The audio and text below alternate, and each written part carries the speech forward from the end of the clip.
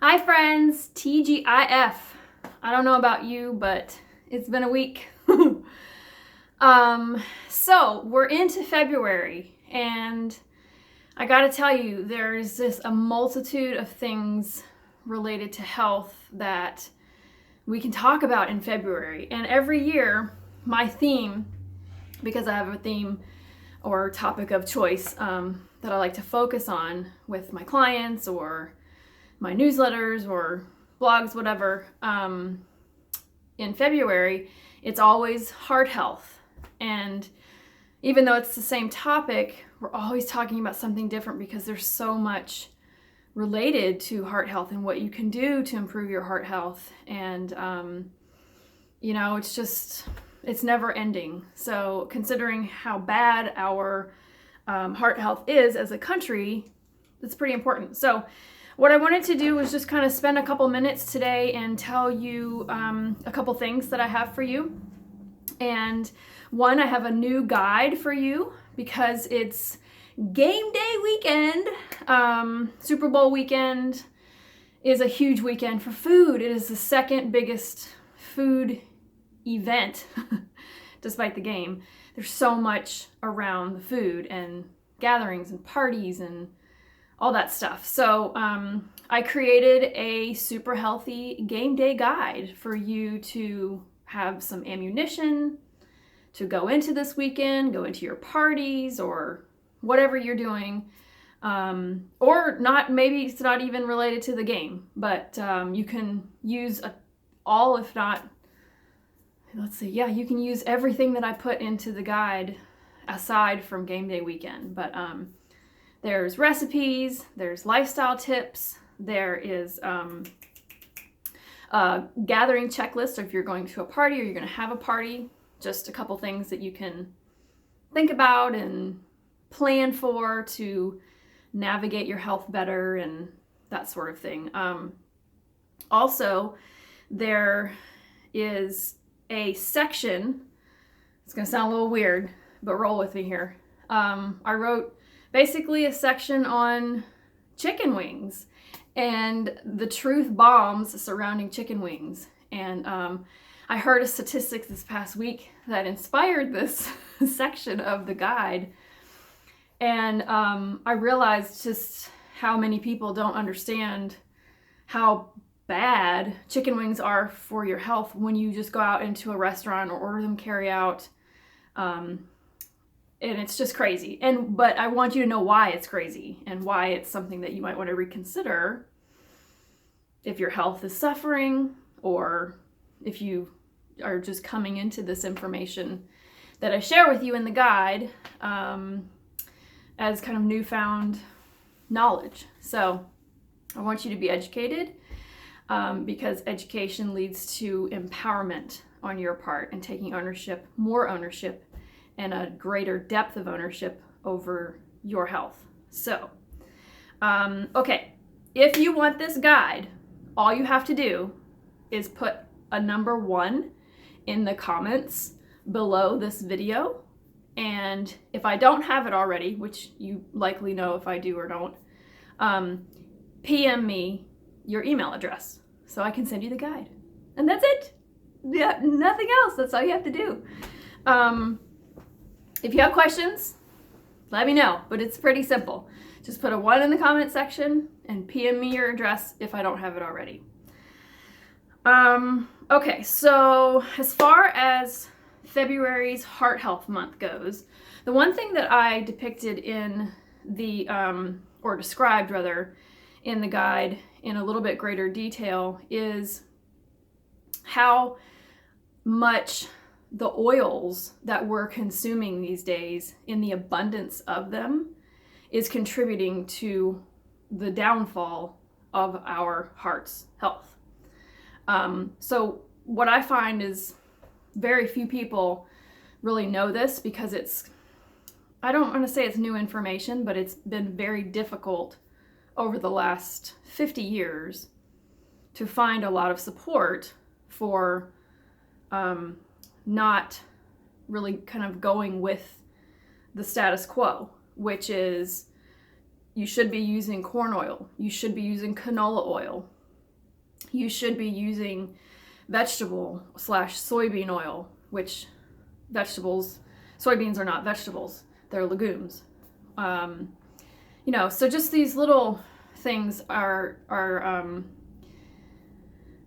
quite honestly, they're falsities, they're fallacies, they're lies. I'm trying to be nice, but they're lies. They are food lies that we have all been sold. I was sold in college. I paid for this knowledge, it's not knowledge because it's not accurate or correct. But anyway, the whole point here, I don't want to go off on a tangent. We could go off on that one for a long time.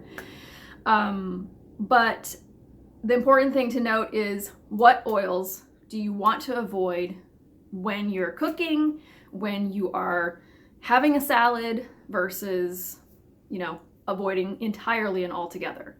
And quite honestly, based on your health, your levels of inflammation, it's most likely that you're probably taking in way, way more of these refined oils, these seed oils, these vegetable oils in the wrong form and fashion than you need to be.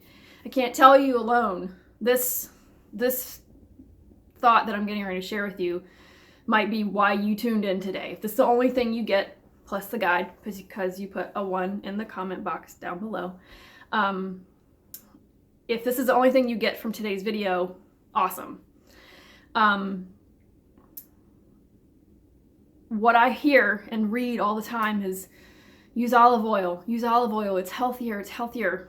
Well, use olive oil for cooking, sauteing, whatever. Use olive oil instead of some of these other oils. Okay, so we're moving in the right direction, but the problem is that a huge percentage of olive oils are blended with other vegetable and refined seed oils. So it's not actually 100% olive oil. And guess what? It could say 100% olive oil on the bottle, and it's a lie. There's lots of tricks and things like that go on in the food industry. It's specifically the marketing tactics within the food industry that allow for these lies to literally be plastered on the bottle of your favorite olive oil. So this is where you have to do your research. This is why I give you guys tons of resources and things like that, whether you're a client or on my blog, or this is why I've shared this kind of stuff, because I don't want to see you in a couple of years, if not tomorrow, based on something that you could have fixed today just by eliminating certain oils from your diet. Why is your inflammation so high all the time? Why are your blood markers so high all the time? Well, let's look at the oils that you're using. Are you using blended olive oil? Are you using coconut oil or rich saturated fats? And as I know that scares a lot of you, but are you using good quality saturated fats when you're heating and cooking and sauteing? That's what you want to be doing. And that's just weird to a lot of people, and I totally get it. I get it, but that's the direction that you want to pursue, which is why I have created a couple of other resources for you. One being, and you will actually learn more about this in the guide that you get today or tomorrow or Sunday, when that I'm going to email you, because you put a 1 in the comment box down below, and you sent me your email by PM in case I don't have it.